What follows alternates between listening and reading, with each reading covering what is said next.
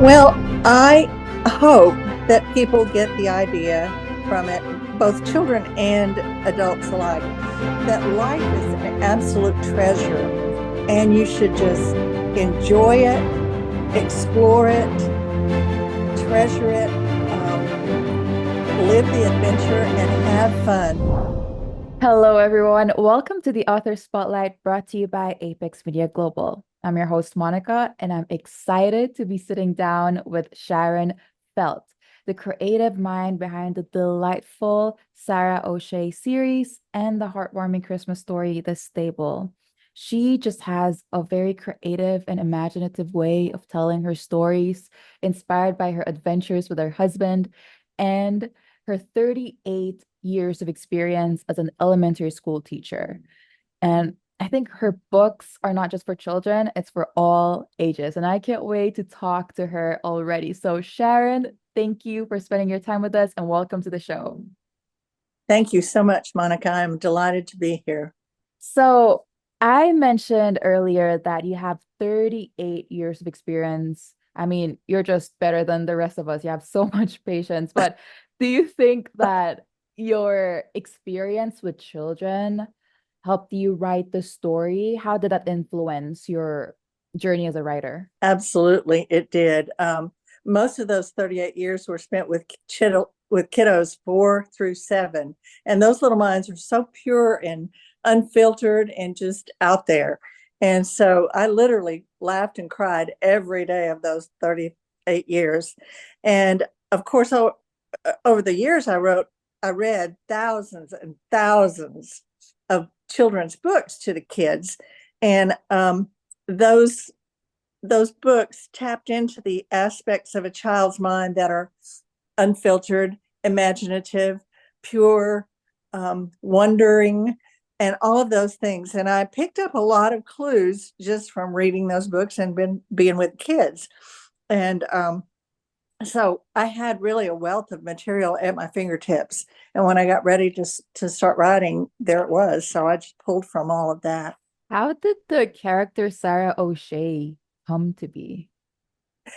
Sarah is a compilation of my redheaded husband. That's where she got her red hair, and it was curly and always out of control. And then I had a little kid in one of my classes whose name was Sarah, and she decided that she was my fashion consultant at 5.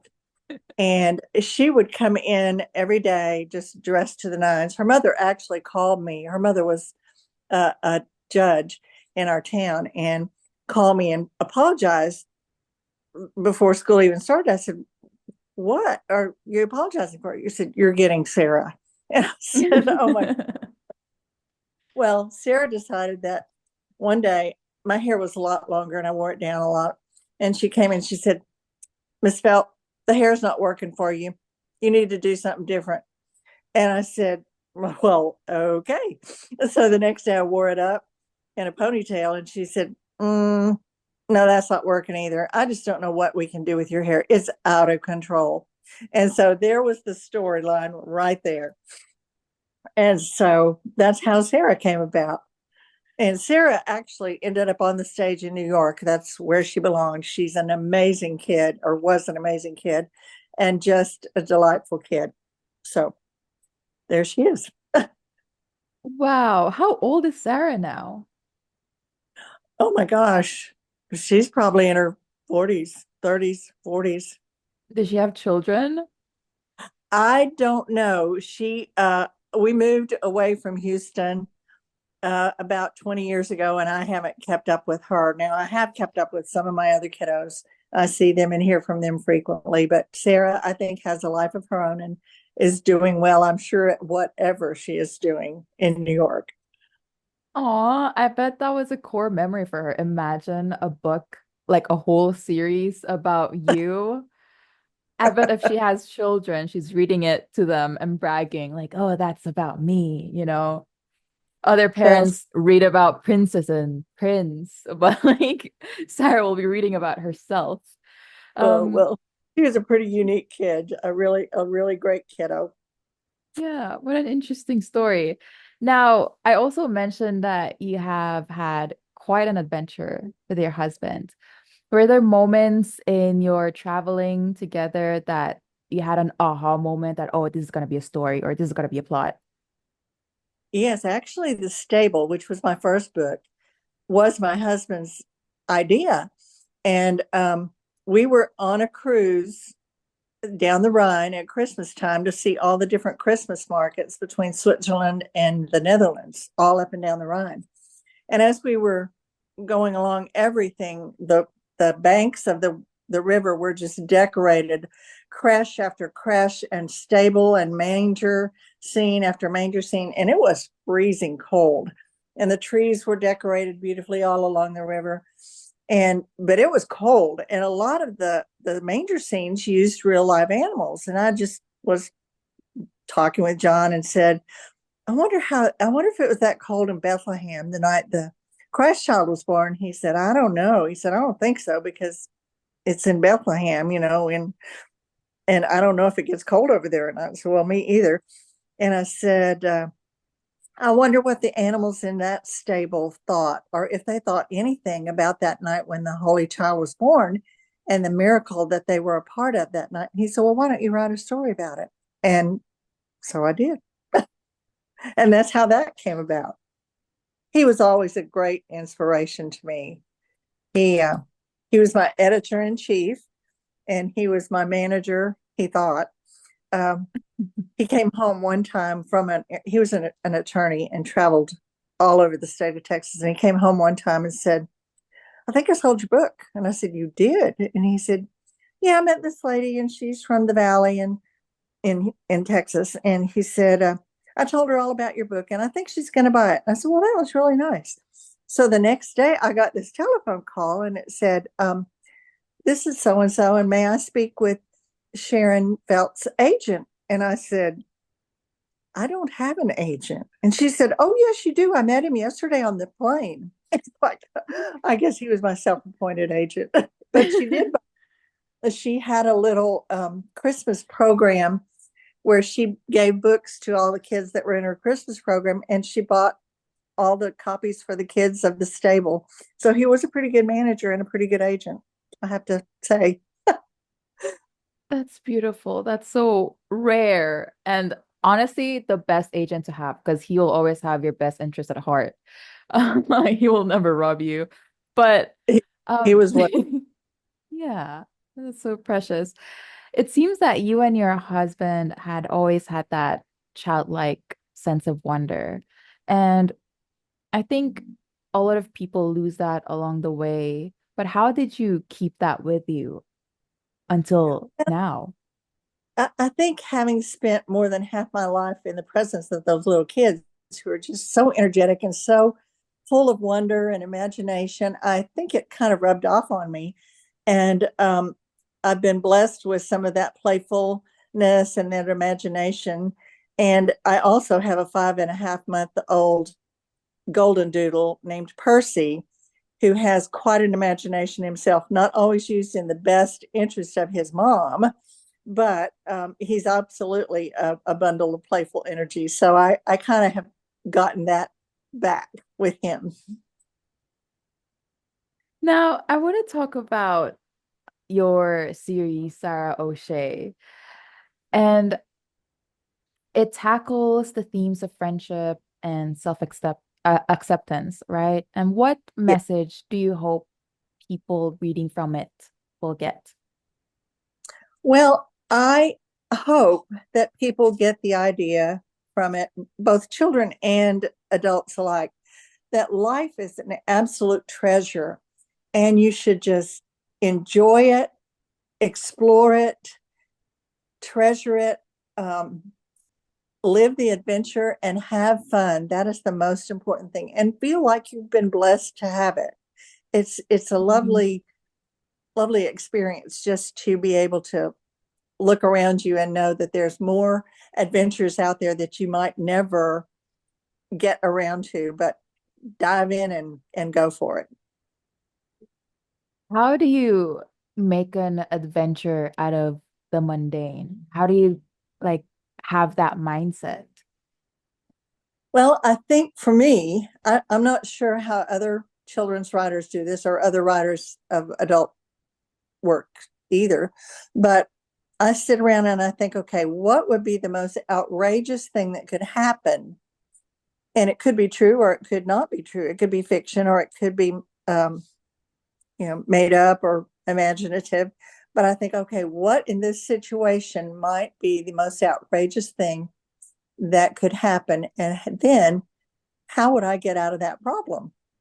So Mm. that's kind of what I do. I kind of think about out of the box ideas and out of the box situations that most people wouldn't experience. But not only do I have to think about what might happen, but then how do I solve that problem?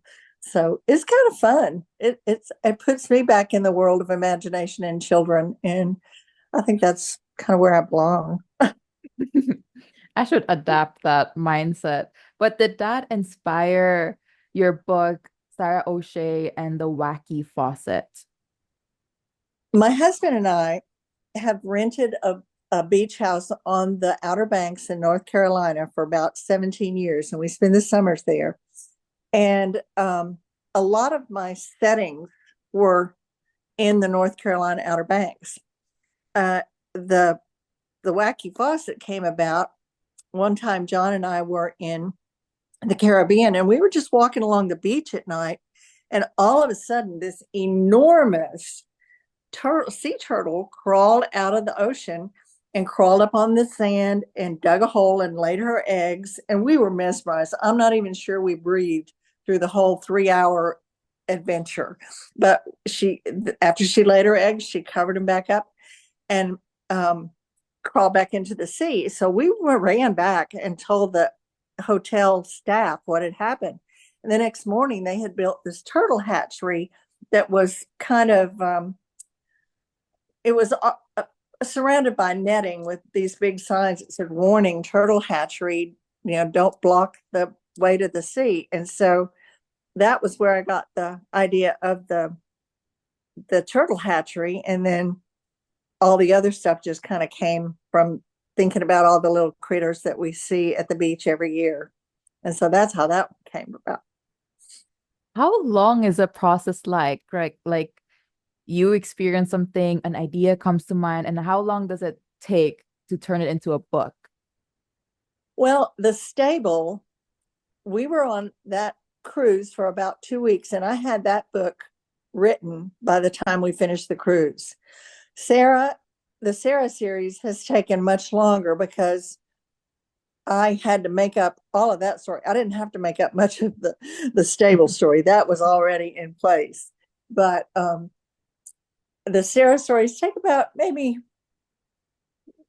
a couple of months. And then, of course, getting the illustrations and the editing and all that done, it takes a while. But the story itself, I guess the raw story is out there. It takes me about 2 months to do that. When you were younger, did you envision yourself ever as an author? I did. My dad died when I was pretty young. He was 42, and my mom and I were going through some of his things, cleaning out, and I found this manuscript that he had started, and my mom didn't even know about it.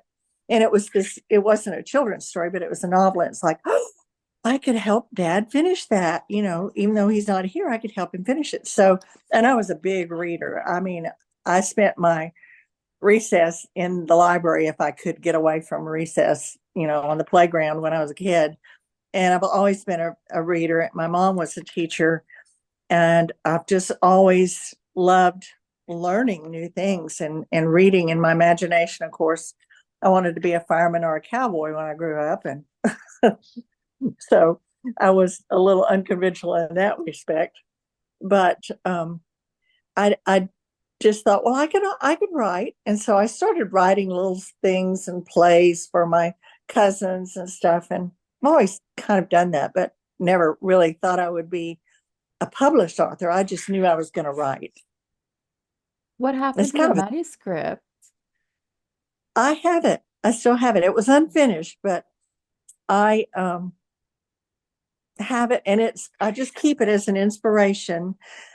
of my dad. I never did finish it because it's an adult fiction or, not children's literature. And so I really haven't made that transition into grown up writing. Do you ever plan to? I don't know. I kind of want to, but I kind of want to keep that. It's such a treasure that of something that he started, it's kind Yeah. of just as an inspiration. Yeah. It may be like an intimate thing just within the family, just to keep him around. But Yeah, what about you? Do you want to ever just transition into other genres? I'm trying. I am trying. I belong to a writers guild and have for several years. And we write things every month and turn them in. And we publish several anthologies, and these are not children's books, although I have shared my children's books with them.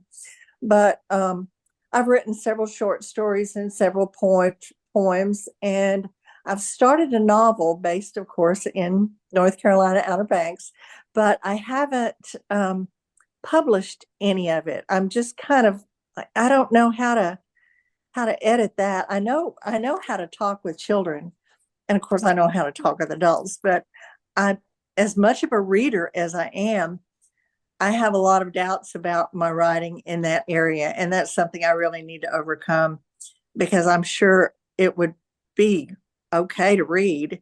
And I have my book club that is just they're wonderful, amazing women, and they are my beta readers. They are the ones that edit and read and make suggestions and say, "Oh, that is not that does not belong in there. Take that out." So, they're pretty kind about it, but they're very important to me while I'm um, working on a story, a children's story, or my novel. So I have that backup, sort of.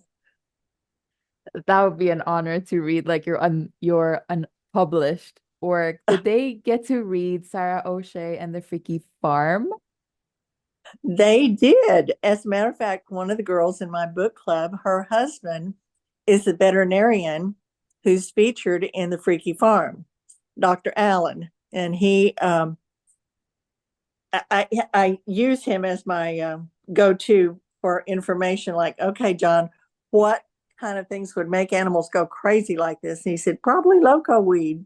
And so I put that in there. And then he really did have an incident that's in the book where he was working. He's a horse veterinarian or an equine veterinarian, and he was working on a mule that had cut its leg or done something. I don't remember what, but the mule reached around and bit his ear off, and so that really was a part of the book, and it's in the book, and it's a true story. And I asked him if I could use that, and he said, "Of course." So That's I've funny. there are people all around. People are full of information and incidents that you can use and make a story from. If you just, look and talk to people, they're everywhere. There's a story. Oh yeah. How do you balance reality and fiction? Some of my friends would say that I don't. They say I live in a world of fiction, but I have writing times, and sometimes it's not. I know a lot of writers have a schedule where they'll write every morning for a certain amount of time or Mhm. every evening for a certain amount of time. I can't do it like that. If I get a story in my brain, um, I have to sit down and start working on it. And I may work on it straight through for 4 or 5 days. And I'll just cancel everything else that I've got because I don't want that idea to go away. And so I'll cancel dinners and lunches and stuff. I'll say, I'm working on my book. And then when I finish it, or at least a part of it, I'll get back to my reality. But sometimes it's a week or something before I work straight through on my book so that idea keeps working in my brain, and I don't lose the train of thought or the ideas that keep coming. I don't want to miss them. Yeah, so you're an intuitive writer. So you just Yes, go where the pen takes you. I do. And Yeah. my character, you'll hear a lot of writers say this, and I thought it was just baloney. But the characters begin to take a mind of their own, and they begin to write the story. Like I had this one character that it just wasn't working. And Mm. it was like the character said, "You're making me do things I don't want to do. Change me, change me." And so I did, and the story worked. It's That's funny. so It's interesting. weird. Oh, that's so interesting. Like you have a collaborative relationship with your characters almost. Yes, yes. They are very much a part of your writing. They really are. And they do seem to come to life sometimes, either in a dream or a thought or whatever. They'll just not work in your book or your story, and then you'll have to change them. So, Hmm.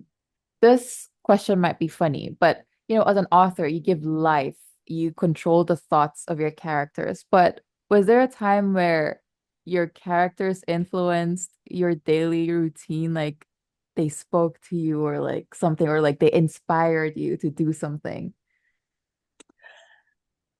yes, actually, in the Wacky Faucet, I told you how the incident of the turtle um, influenced that part of the book.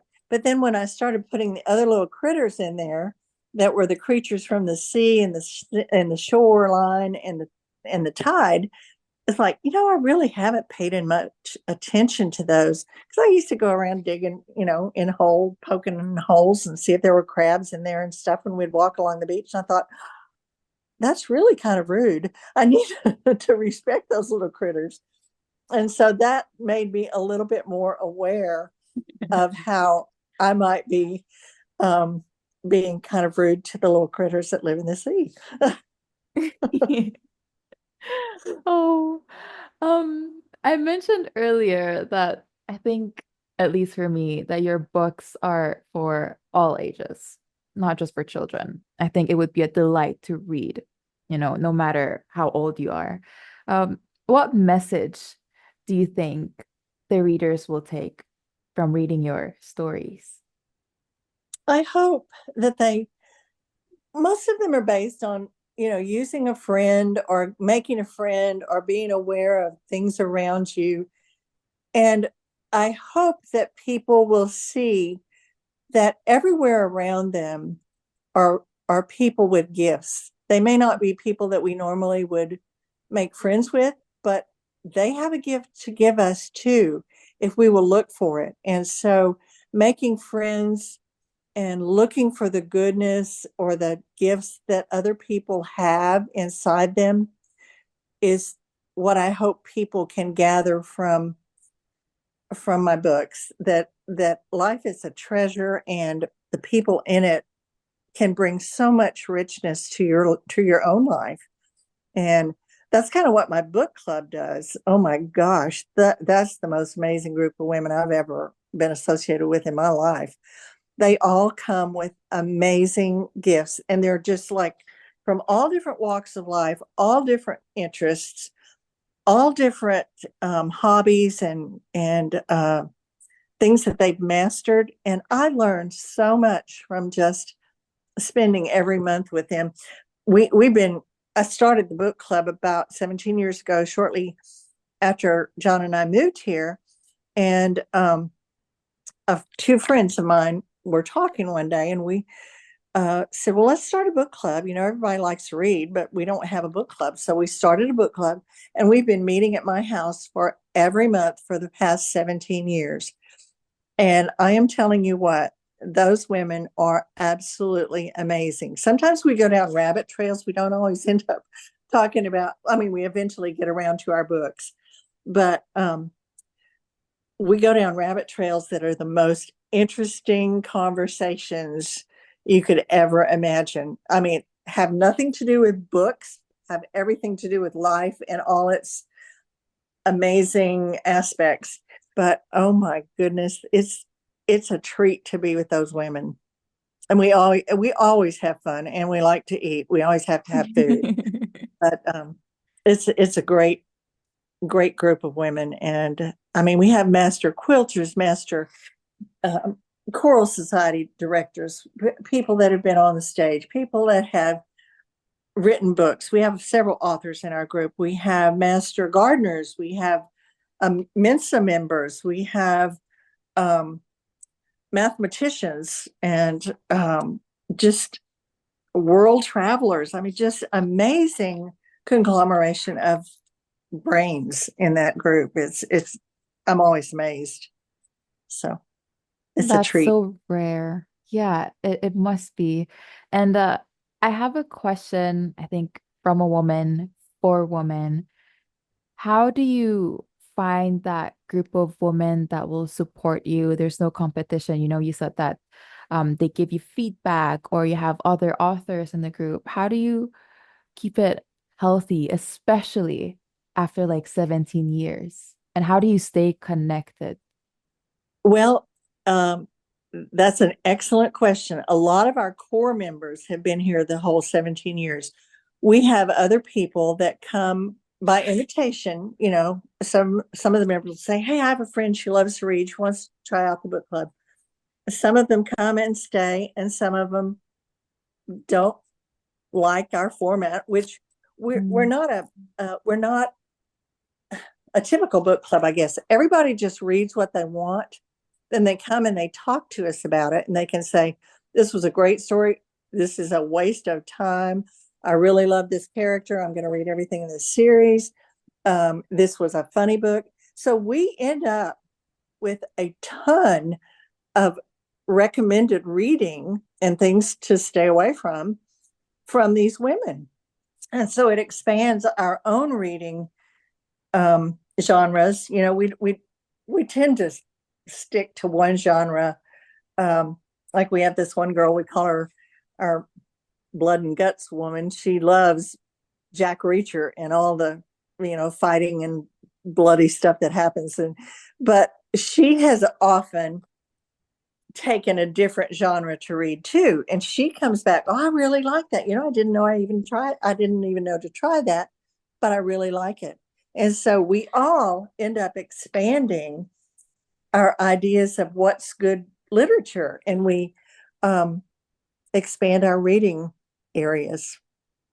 It's wonderful. Huh. So you guys come into the meeting reading different books and you just talk about what you read. Hmm.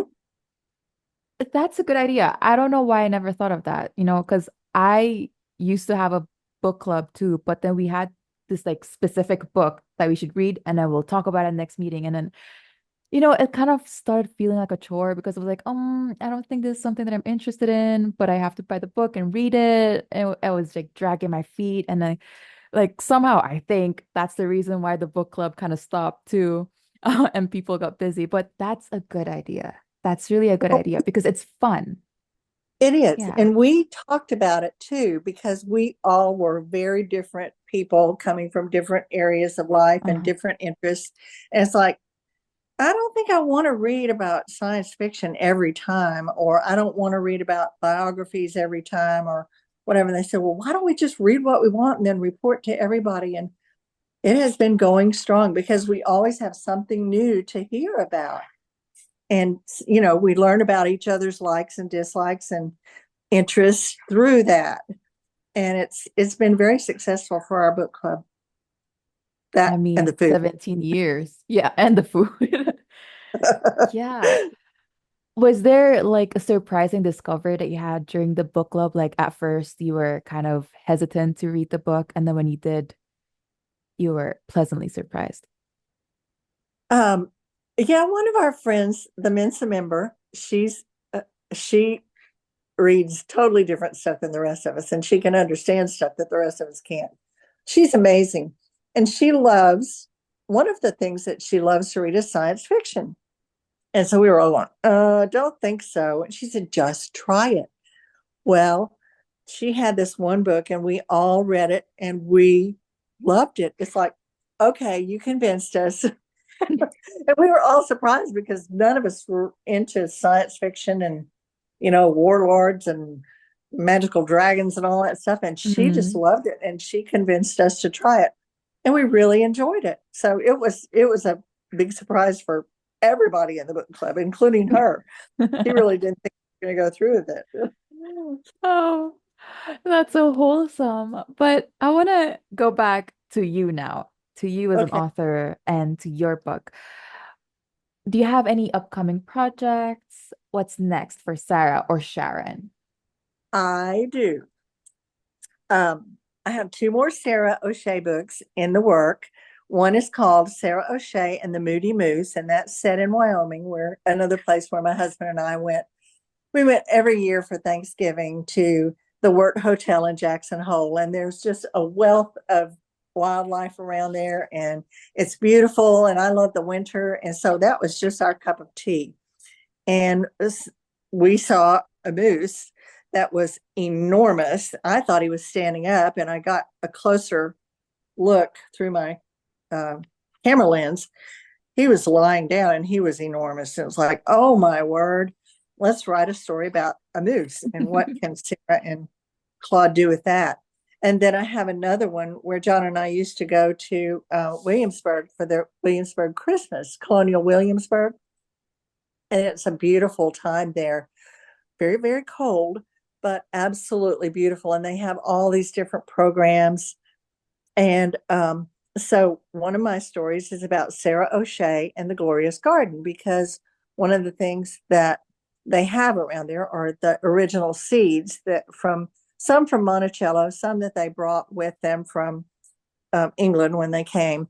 But Claude finds this old, dusty bag of seeds, and they happen to be rather magical. And so that is one of the things that they discover. So, When and are they going to be out? oh, I don't know. My husband my husband died in February, so things have been kind of on a crazy level. I haven't really focused on a lot of things, but I'm working on them. I just need to really finish the stories and then edit them and then find my illustrator, and that's the biggest thing because I have to have Sarah look the same in all the books and Claude look the same. So that's been um, that's been a gift that the publishers that I have, they have an illustrator that they use for my Sarah books, and he does an outstanding job. So I'll be doing that not too long from now. And then I have another compilation of my work for an anthology, and that's adult stuff. Like I have some poems and some of the short stories and things. And then I have another Christmas book coming out, A Hippo for Christmas. And Santa gets his first return ever, and he is just devastated. So Mrs. Claus has to come to the rescue and solve that problem because the return is a hippo that lives on the south coast of Africa, and her name is Bibi Ledoux, which means water baby, and she is frozen. I mean, she her tears freeze on her face, and she's cumbersome, and she crashes through the toy factory and scares the reindeer, and Mrs. Santa has to help fix this problem. But she does. Wow, 3 books, is it? Four. 4. You've been busy, but I just wanted to say I'm sorry for your loss, and I'm sure John is really rooting for you. Oh, he's still my biggest fan, and he Yeah. gives me great support from heaven. I know he does. Yeah. It was a big loss in many ways, but he would want me to carry on, so I am. Yeah. I mean, it's inspired by your adventures together, and I think that will keep him alive. So Yes. that's beautiful. Um, so Sharon, I have 3 more questions for you. And I created a special segment for us, which is what would Sharon and or Sarah do? So these are scenarios where, like you step into Sarah's world and you have to help her or save her, or she and Claude have to help you. All right. Okay. So the first scenario is Sarah's crazy hair has taken over the classroom. So it's having her own life and it's turning like the blackboard into murals and desks into forts, and you get transported into the world of Sarah as a teacher. How are you gonna help Sarah while also, keeping the class calm? Well, thank you for that scenario because there have been times in my classes where it was bedlam and I had to come up hmm with quick. So what I thought about was having the other kids that are in the class form teams and come up with a solution on how to save Sarah. The best team's solution wins a free pizza for lunch. So they're taken care of. Meanwhile, Sharon is going around tying Sarah's wild hair to the legs of the desks until she can contain the hair and then help Sarah by braiding it and getting it back in control. And so that's how we would do that. That's you make it sound so easy. It just came so easily for you. That's why you're good at doing what you're doing, because I would have never think of that. I would just give up and go home. Okay. So the next scenario is, let's imagine you're at the farm and you're trying to write your book, you're chilling, and then a goat just steals your notebook and then speeds. Now, Sarah and Claude are there and they're trying to help you. How would you guys collaborate to get back your notebook? Okay. Well, goats like special treats just like people do. And one of their favorite treats are fresh garden green beans and carrots and cucumbers. And goats are also very social animals and they like to be with the group. Now this one little mischievous goat is just misbehaving. So I got Sarah to run to the garden and gather some treats, and then Claude herds the other goats that are around into the pen. So they're all together. And the mischievous goat with my notebook is left out. And he sees us feeding the other goats that are in the pen all the treats. And so he comes over and we trade my notebook for a carrot. And then Claude nips at his heels and gets him into the pen, and problem solved. Problem solved. Easy peasy. Okay, last one. Okay. So you're in Sarah's neighborhood, and Sarah is just chilling in her treehouse, but then her hair goes crazy again, takes on its own life, blocks all the exits, and Sarah is now crying out for help because she can't do anything. She's stuck. You see what's happening. How are you going to help Sarah? Okay. In the first book, Sarah's hair was really out of control, and she was able to solve it with a friend's help by going to Mademoiselle Snippet, who is a hairdresser who tamed Sarah's hair. So if I hear when I heard Sarah crying for help, I would climb up the ladder with my picnic basket and I would knock on the door and say, Sarah, it's Mademoiselle Snippet. Are you okay?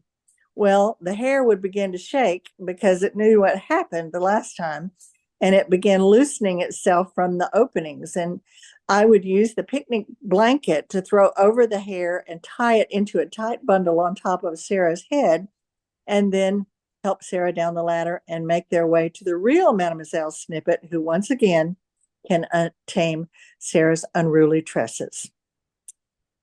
Wow. Honestly, wow. That was a great solution. Very well thought out. Sharon, thank you so much for spending your time with me. And I'm sure our viewers are now encouraged to start their own book club because I will revive my own.